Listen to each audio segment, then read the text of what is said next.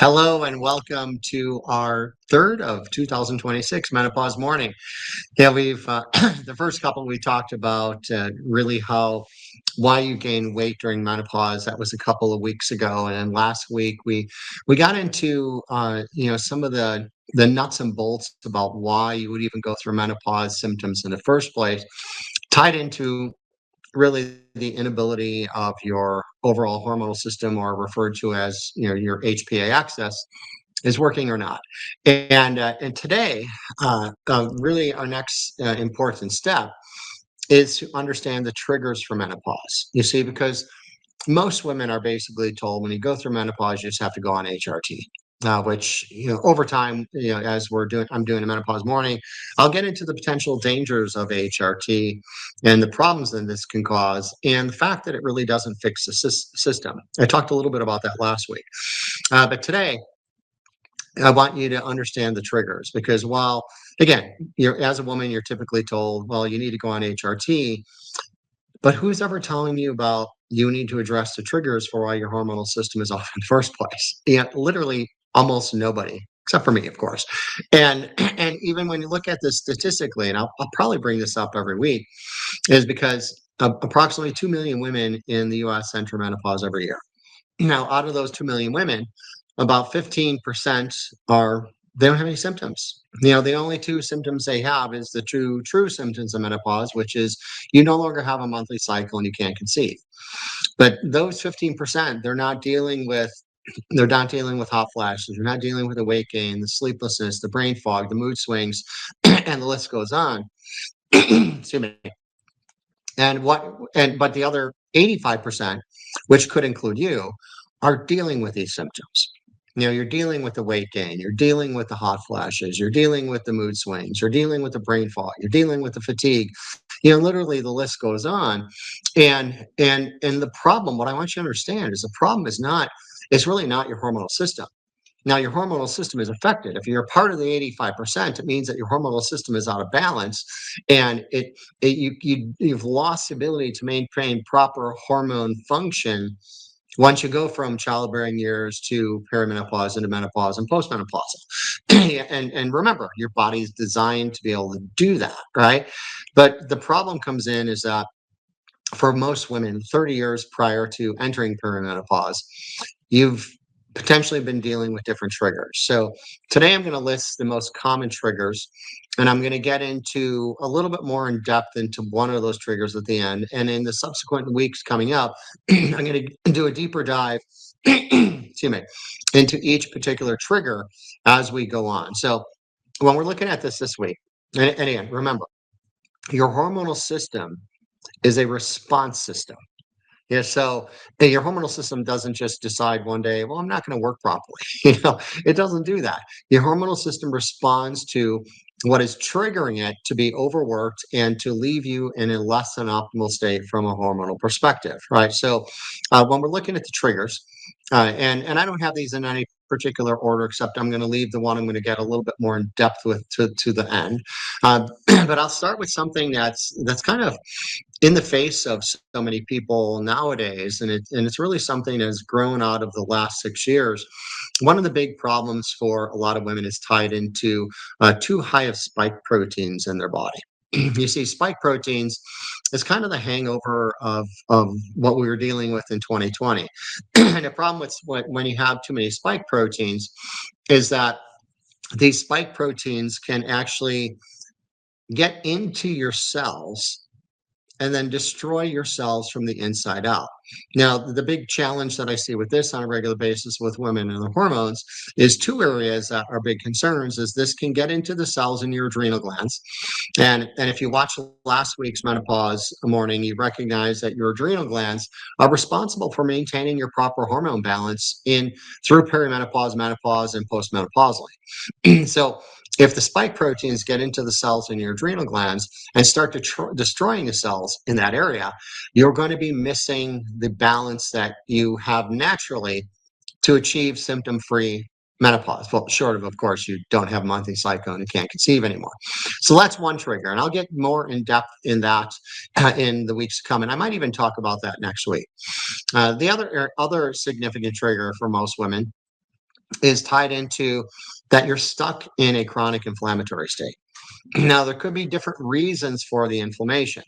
Like one of them could be the spike proteins I just mentioned. If you do have high spike proteins, you're dealing with systemic chronic inflammation all the time. And the reason for how the inflammation creates issues for your hormonal system is because when you're inflamed, your adrenal glands have to manufacture cortisone, which is your body's natural anti-inflammatory. And the problem with this is when you're constantly have a need to produce more and more cortisone, it basically depletes the vitality of the system. Now, when you're thinking about inflammation, you have to think of, well, why am I inflamed? Well, I mentioned one could be that you have a high amount of spike proteins. Another common reason why you would be inflamed is problems in your gut. I see this all the time with women. I actually literally just this morning, opened up two results of a woman I'm just beginning to work with. And I looked at her GI test. She did a 3-day comprehensive stool collection, and she actually did a food sensitivity test. And I was able to see like multiple pathogens in her gut, some multiple detrimental bacteria that are not only inhibiting her gut and creating issues for her digestive system, but it's also affecting the whole gut-brain immune connection, and it's causing inflammation, which is it's not it's really blowing out the vitality of the hormonal system. And then I also saw the food sensitivities, and there were some food sensitivities of foods that are commonly eaten by most people. So when you're eating a food you're sensitive to, which honestly, 86% of the people are asymptomatic. So it's not like you necessarily eat the food and you feel terribly afterward. But what's going on is that when you're eating something you're sensitive to and you're asymptomatic, it's still driving an inflammatory response in the gut, which is then you're creating challenges for your hormonal system. I know on top of that, after the gut with food sensitivity and gut infections, the other problem really comes into driving inflammation is toxicity. And the question might come up, well, who's really toxic in today's world? And everybody. And I say that, not jokingly. I say that confidently because even years ago, I read some research that was done by a university on the East Coast. And what they did is they took breast milk from women who lived in the wilderness areas of Alaska. So again, think about this. If you live in the wilderness areas of Alaska, you're nowhere near any big cities and no manufacturing anywhere near you. Yet these women still had PCBs and chemicals in their breast milk. So if that's a woman in the wilderness area of Alaska, what's happening to the typical woman who's living near a big city, is living near manufacturing? Like even when I do consumer lectures and I'm talking about toxicity, my not joke, is that if that's a woman who lives in the wilderness area of Alaska and I live 40 miles from LAX, like what's in my body, right? And so toxicity is a big issue. I just went over a toxicity test with somebody yesterday, and she had 5 different toxins that were in a high cautionary level that again are driving not only inflammation, but could be driving other issues that are then depleting your hormonal system as well. Right now, outside of that, then we have to think about another common trigger is just really something simple, but not so simple when it's not right, is tied into your fundamentals of health. You see, your fundamentals of health are all the simple things you're going to be doing every day to really create the foundation.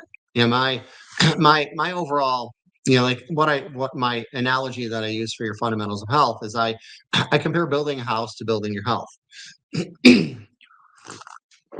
Now, if you're building a house, you have fundamentals. You need things like bricks, lumber, drywall, nails, and concrete and such to build a house. Well, if you're building health, you have fundamentals as well. It's tied into optimizing your ability to get oxygen to the cells in your body. It's maintaining proper hydration of your cells. It's maintaining proper nutrition of your cells, which I'll go deeper into. I'll tell you how you can go deeper in that in a bit.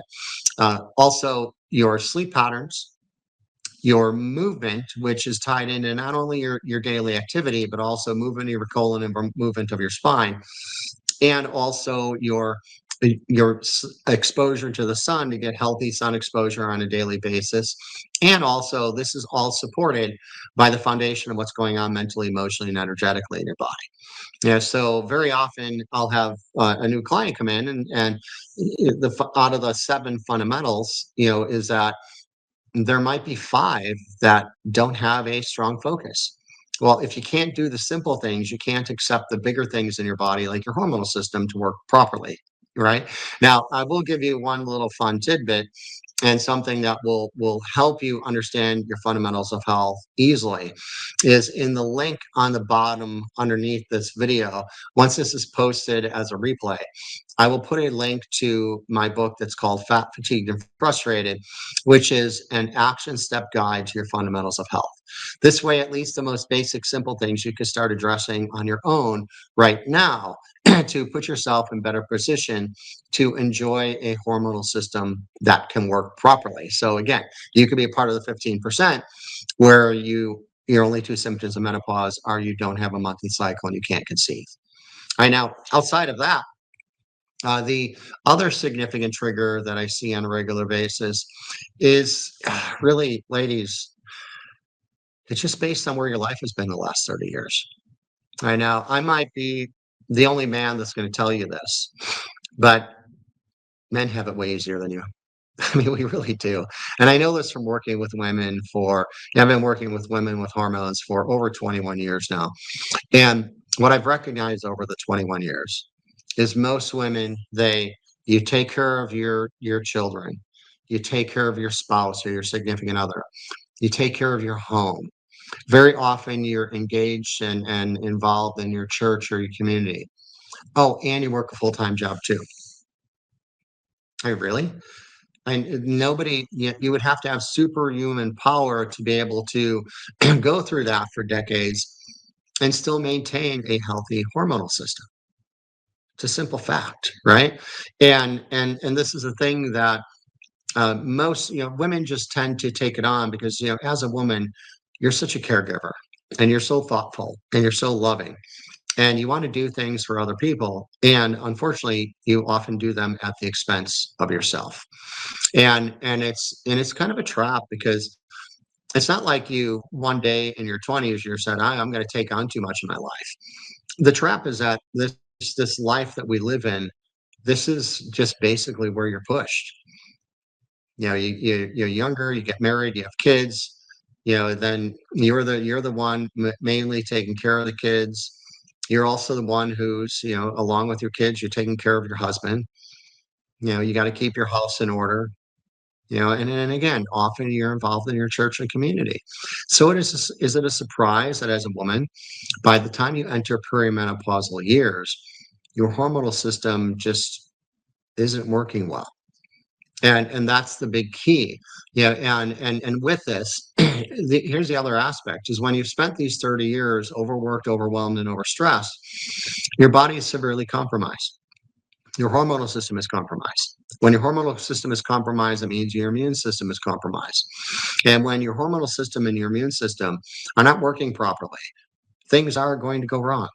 You're going to be suspect to picking up pathogens without your immune system being able to recognize and destroy them. You are going to start to develop food sensitivities because whatever now you have in your gut that's causing problems with your digestion, it's making you more suspect to food sensitivity. So now you're probably eating food that's driving the problems. When your hormonal system is off, then also your body doesn't detoxify as well. So these toxins you're exposed to on a regular daily basis, which honestly we all are, I am as well. Well, what's going on with that? Your body doesn't detoxify and drain them properly. They build up in your body. Sometimes they build up in your brain. They're highly symptomatic. And if you throw all on top of all this that you might have poor fundamentals of health. And this is a common issue because the poor fundamentals of health, which one of them is, again, your mental, emotional, and energetic state, which means that if you're the walking stress ball, which unfortunately, when you've been doing so much for 30 years, you probably are, the system isn't going to work well for you.